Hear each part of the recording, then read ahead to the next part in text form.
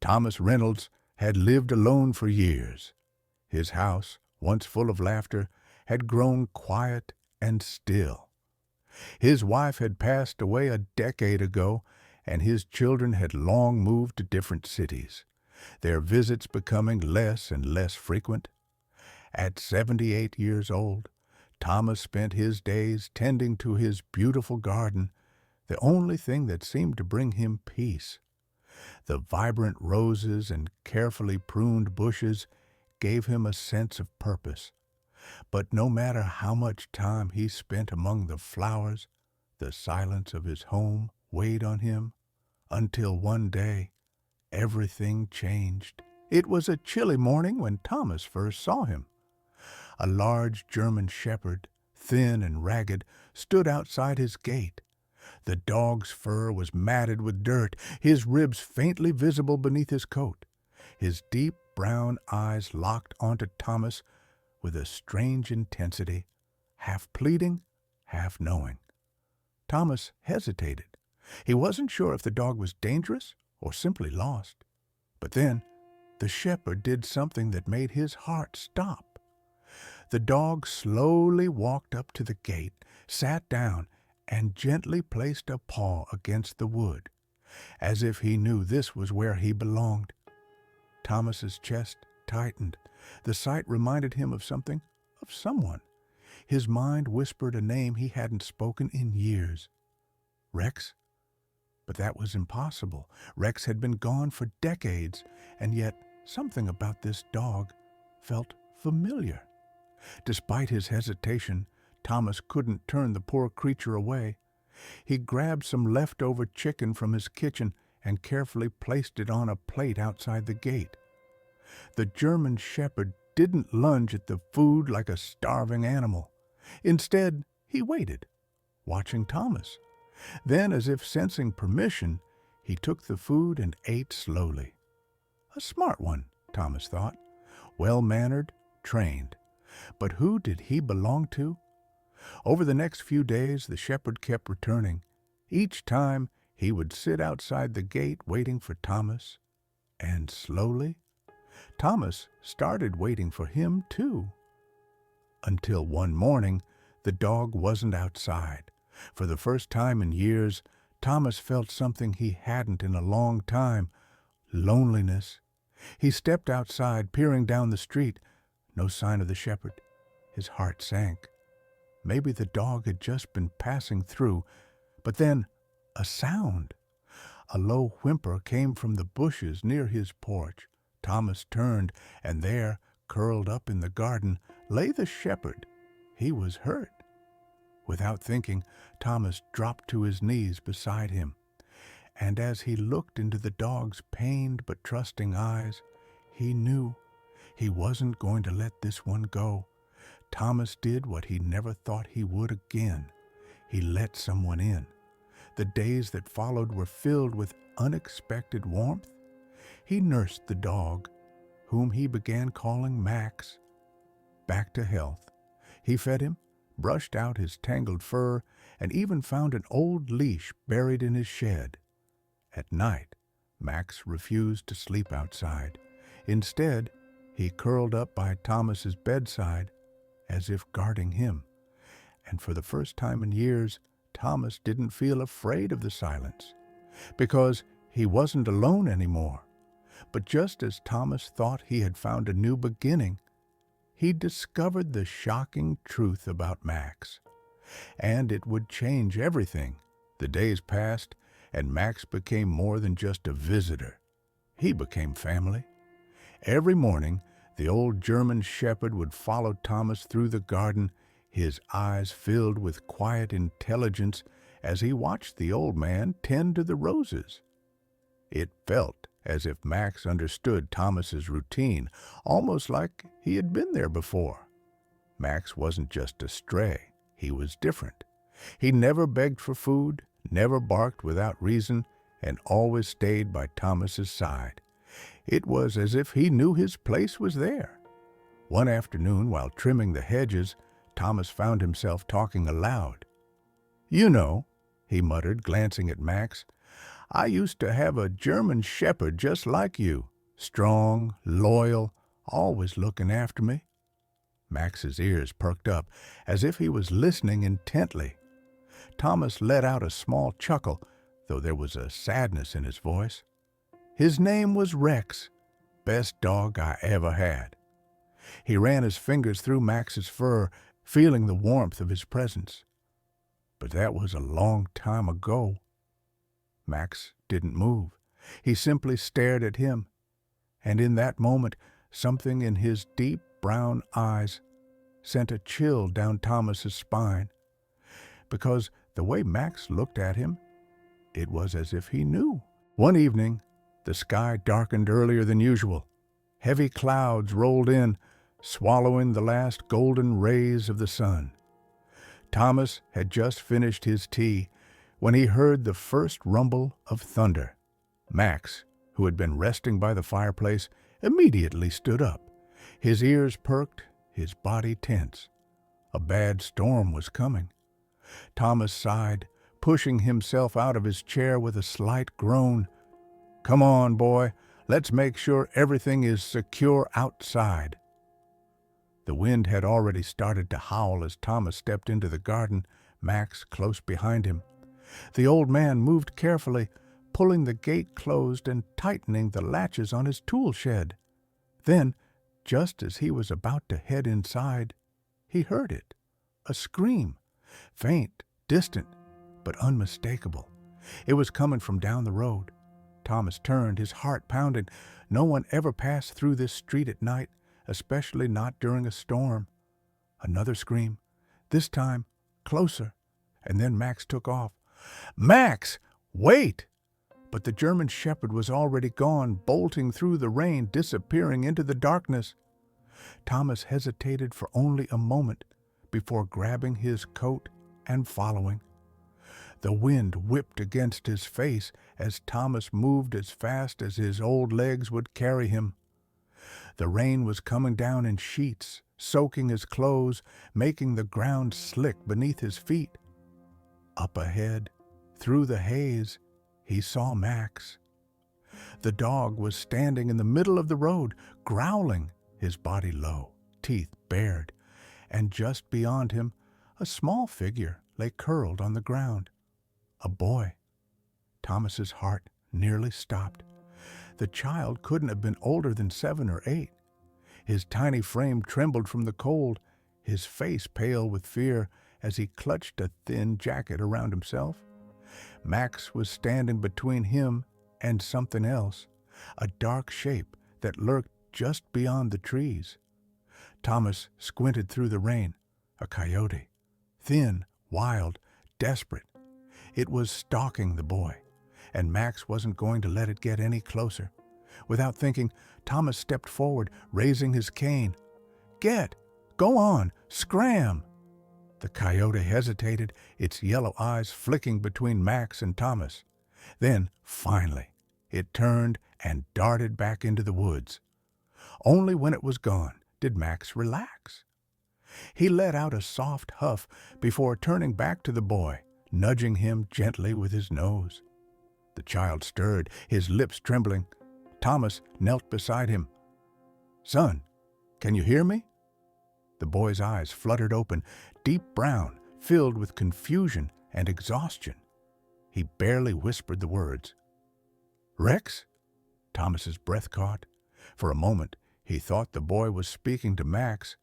But no, the way he said it, the way his voice wavered, it was like he was remembering something, like he had known that name before. And suddenly, Thomas felt an unease settle deep in his bones, because Rex had been gone for over 40 years. And yet, here was this boy calling out his name. Thomas wasted no time bringing the child back to his home. He wrapped him in warm blankets, gave him tea and soup, and waited for the boy to recover. Max never left his side. When the child finally spoke again, his voice was hoarse but stronger. "My name is Noah."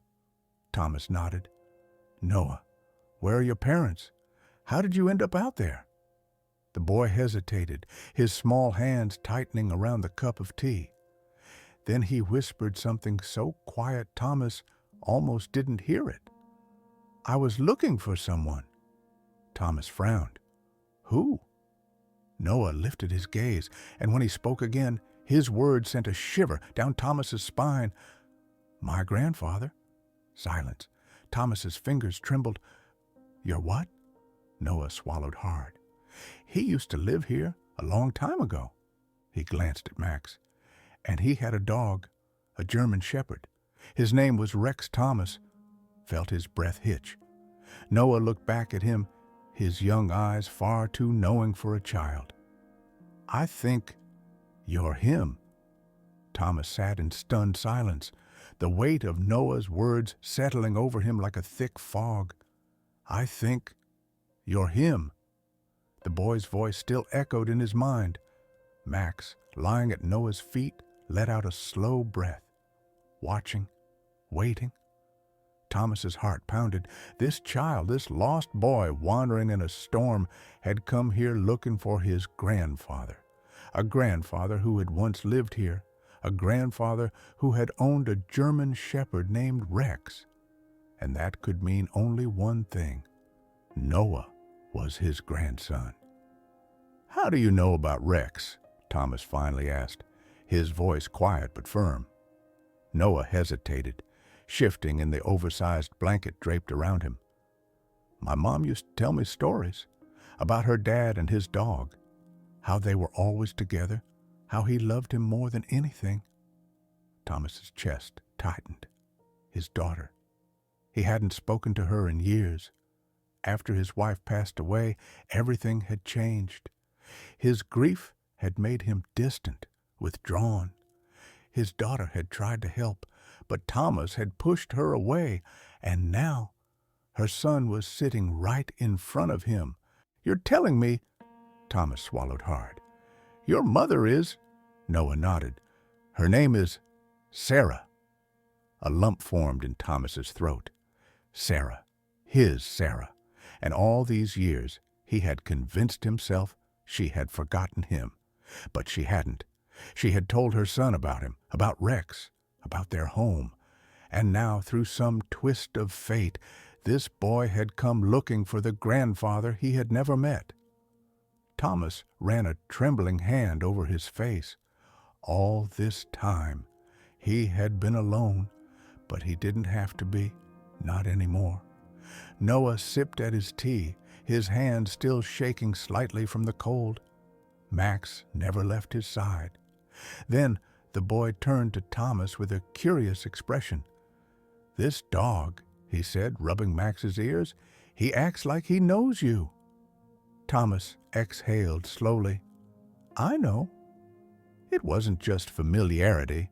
It was something more. Max wasn't like any other dog. His mannerisms, his loyalty, the way he followed Thomas without question, and then there was the way he had reacted to Rex's name, like he knew, like he remembered. Thomas's breath caught as a memory rushed back to him. A night just like this one. A storm. A young Thomas huddled in a barn as thunder crashed outside. He had been just a boy, no older than Noah, scared, alone. And then, paws against the wooden floor, a warm body pressing against his side, Rex, his first protector, his first friend, his family. Thomas blinked back to the present, his eyes landing on Max. Noah was watching him carefully. "You think he's—" Thomas swallowed. He didn't know what to think. But deep down, in a part of his heart he had long since stopped listening to, he knew the truth. Max wasn't just any dog. Somehow, in some impossible way, Rex had come back to him. That night, Thomas barely slept. His mind spun with memories, with emotions he had locked away for too long. And when morning came, he knew what he had to do. He picked up the phone, the same phone he had ignored for years, and dialed a number he had memorized but never used. It rang. Once. Twice. Then a familiar voice answered. a voice he hadn't heard in a decade. "Dad!" Thomas closed his eyes. Tears burned at the edges. For the first time in years, he spoke the words he had been too stubborn to say. "Sarah, I'm so sorry." There was silence on the other end, a breath, then a sob. "It's okay, Dad," she whispered. "I thought you didn't want us anymore." Thomas clenched his jaw, fighting back his own emotions. "I thought you didn't need me." "I did. I still do." Her voice broke. "Noah needs you too." Thomas glanced across the room. The boy was curled up in a chair, Max lying protectively at his feet. A second chance. That's what life had given him, and he wasn't going to waste it. A few days later, Sarah arrived. She rushed to Noah, hugging him tightly, tears streaming down her face. But then she looked at Thomas. For the first time in years, there was no anger in her eyes, just something else. Something Thomas thought he had lost forever. Love. They talked for hours about the past, about the mistakes they had made, about the time they had lost. And through it all, Max sat beside Thomas, his deep brown eyes watching. When the sun began to set, Thomas stood up, grabbing his cane. "Come on, boy." He gave Max a small smile. "Let's go for a walk." For a moment, Max simply stared at him. Then, he did something he hadn't done since the day Thomas found him. He stepped forward and gently placed a paw against Thomas's leg, just like he had done all those years ago.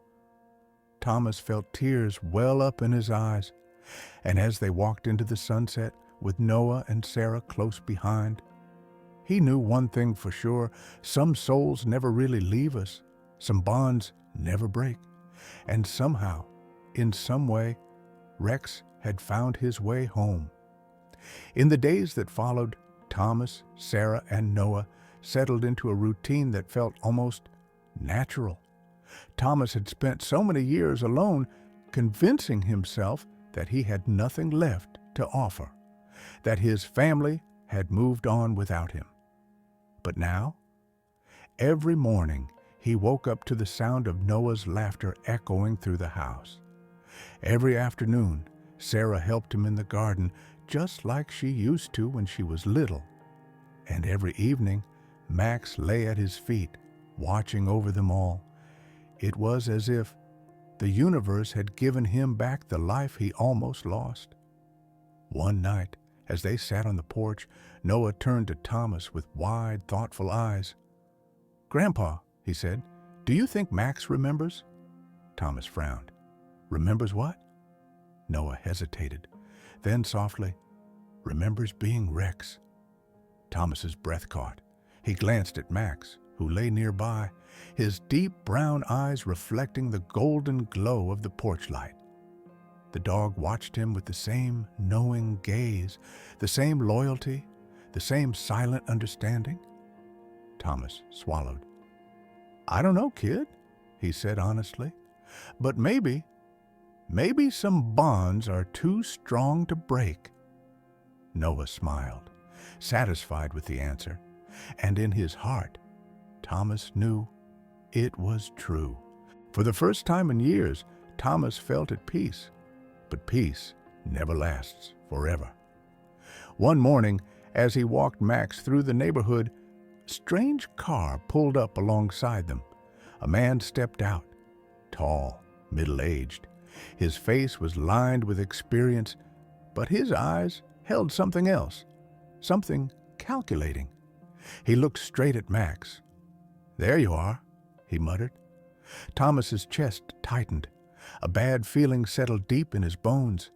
The man took a step closer. "That dog, he belongs to me."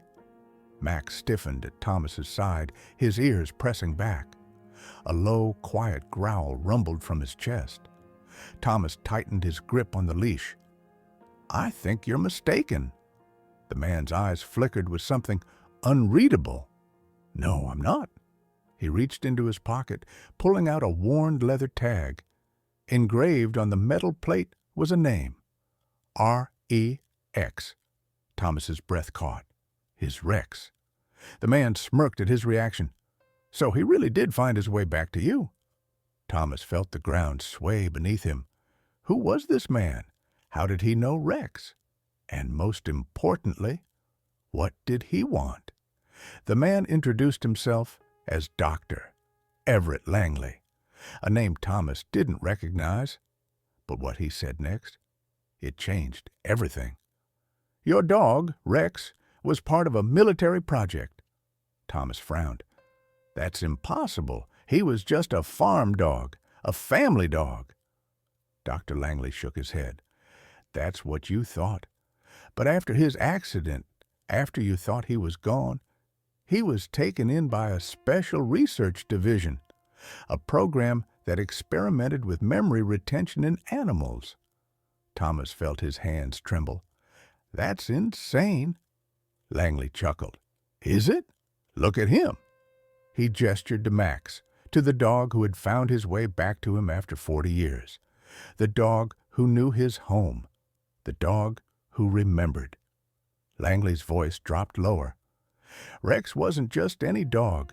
He was one of the first subjects in Project Echo, a classified experiment to see if an animal could retain memories beyond its natural lifespan. Thomas shook his head. You're saying he was reincarnated? Not reincarnated, Langley corrected. Preserved. His consciousness, his instincts, his loyalty. It all survived. Thomas's pulse pounded. And now what? You're here to take him away? Langley hesitated. No. His voice softened. I just needed to see if it worked. Thomas glanced down at Max. The German shepherd stood firm at his side, his deep brown eyes locked onto Langley, unmoving, untrusting. He was choosing Thomas. Again. Langley sighed, running a hand through his hair. Looks like you got yourself a miracle, Mr. Reynolds. And with that, he turned, stepping back toward his car. Before getting in, he glanced back one last time. Take care of him, he said. You don't know how lucky you are.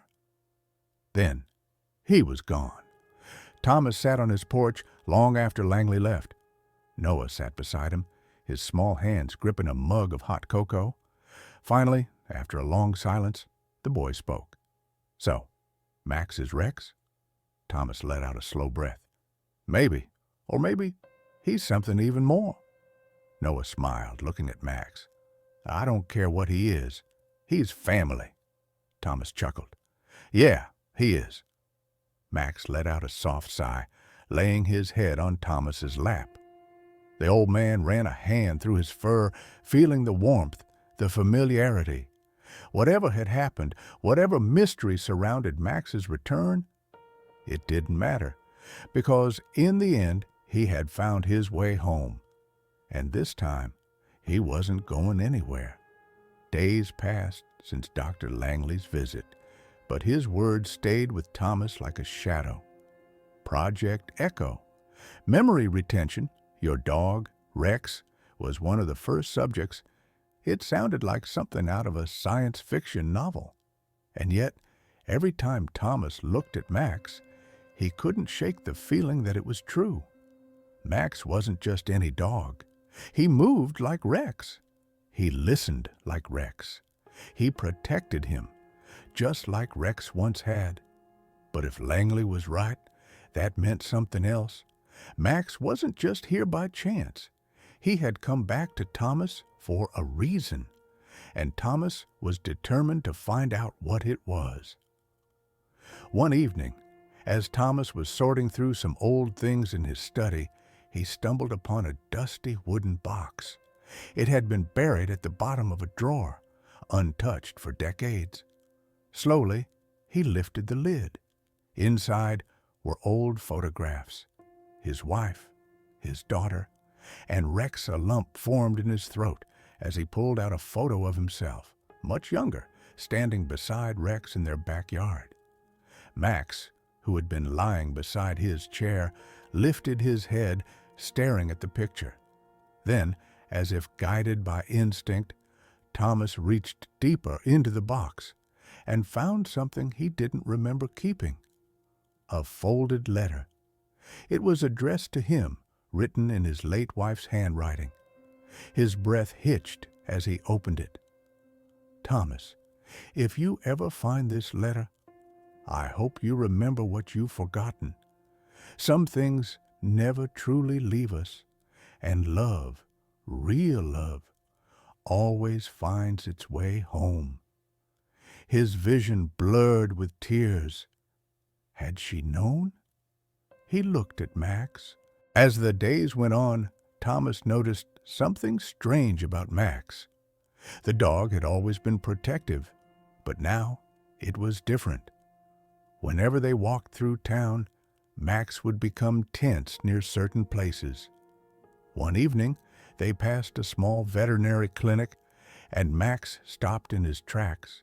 His ears flattened, his body stiffened. Then he growled, not at a person, at the building.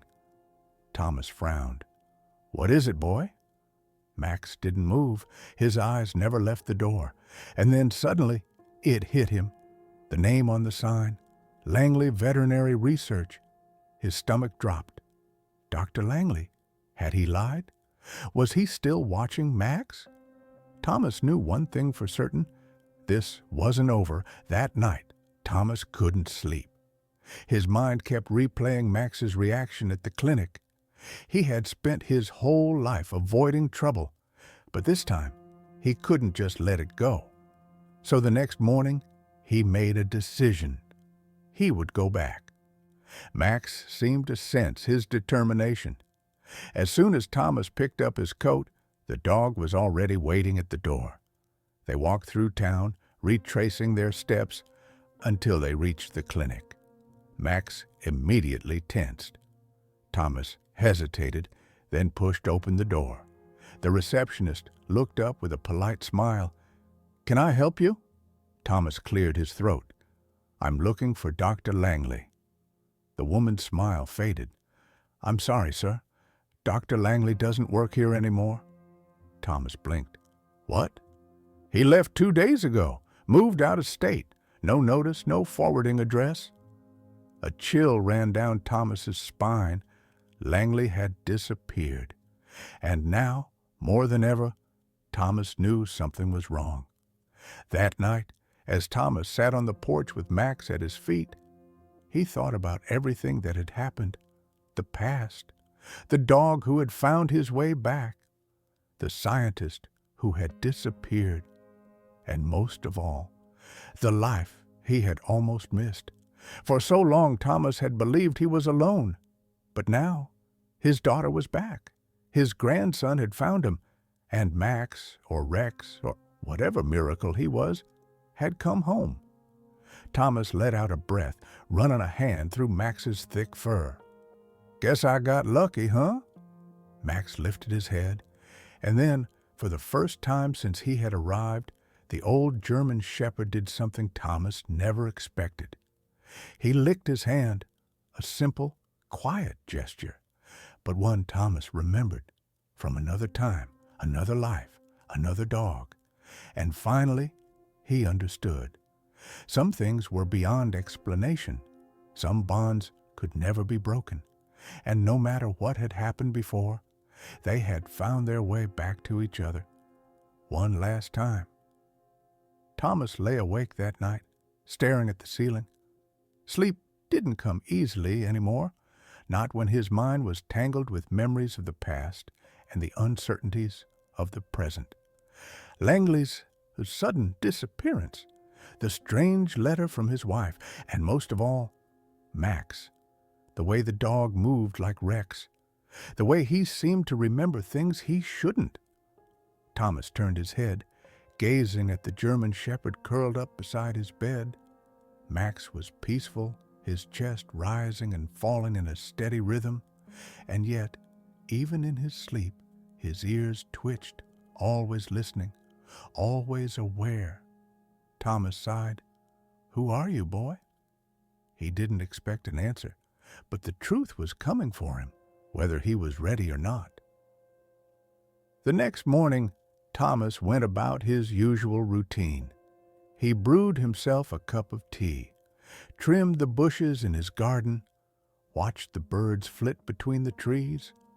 For a moment, life felt normal again. Then Max barked, not his usual bark, a warning. Thomas followed the dog's gaze toward the wooden fence surrounding his yard, and then he saw him. A man stood just beyond the gate, partially hidden by the early morning mist.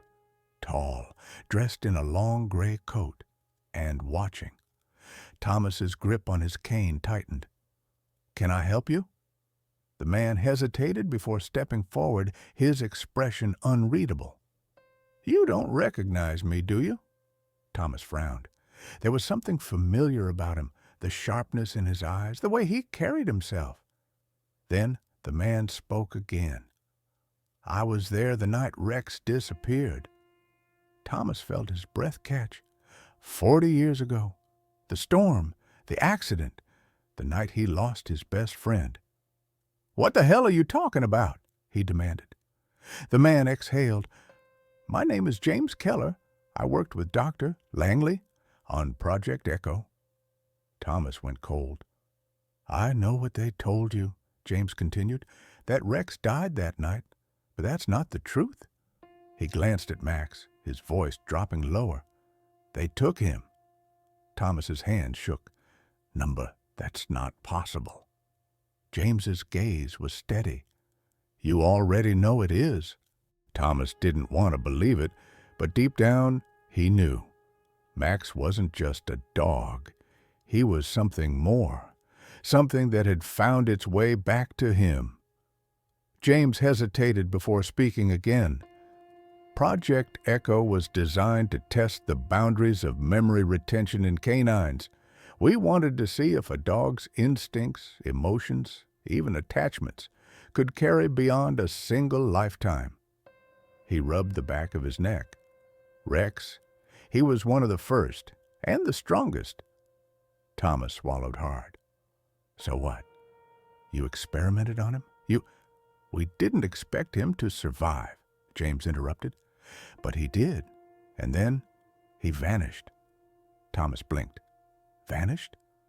James nodded. 3 years ago he escaped the facility. No one could track him. It was like he just disappeared. His eyes flickered to Max. "And now he's here, with you." Thomas felt lightheaded. 3 years ago. That was exactly when Max had appeared on his doorstep. The stray with the familiar eyes. The dog who had saved his life. The dog who had come home. Somehow, against all odds, Rex had found his way back. James stepped forward. "Listen to me. If Langley disappeared, it means others are looking for him, and if they realize Max is here, they'll come for him too." Thomas's stomach twisted. "Then we leave." James shook his head. "It's not that simple." A long silence stretched between them. Then James pulled something from his coat, a small metal tag. Thomas felt his chest tighten. Rex's old tag, weathered, scratched, the last remnant of a life long gone. "He's your dog," James said quietly. "He always was. But if you want to keep him safe, you have to let him go." The words hit Thomas harder than he expected. Let him go. After all these years, after finally getting him back. Could he do that? Thomas sat on the porch that night, Max at his side. James had left, but his words lingered. If they stayed, someone would come. If they ran, they would be hunted. Max let out a soft breath and pressed his head against Thomas's leg, a silent reassurance. Thomas looked down at him, fighting back the lump in his throat. "You don't remember, do you?" he murmured. Max lifted his head, staring at him with those deep, knowing eyes, and then, as if answering, he placed a paw on Thomas's knee, just like Rex used to do. Thomas clenched his jaw. He remembered. The next morning, Thomas packed a small bag. Sarah and Noah didn't understand at first. "Dad, you don't have to do this," Sarah pleaded, but Thomas just shook his head. "I do." They didn't need to know the whole truth. All they needed to know was that this wasn't goodbye. It was just a new beginning. So Thomas, with Max by his side, left the house he had lived in for decades, not out of fear, not because he was running, but because he refused to lose Max again. They traveled far, settling in a quiet town where no one asked questions. And every night, as they sat together watching the sunset, Thomas knew, no matter where they went, they were home. Because home wasn't a place, it was a bond, and some bonds can never be broken.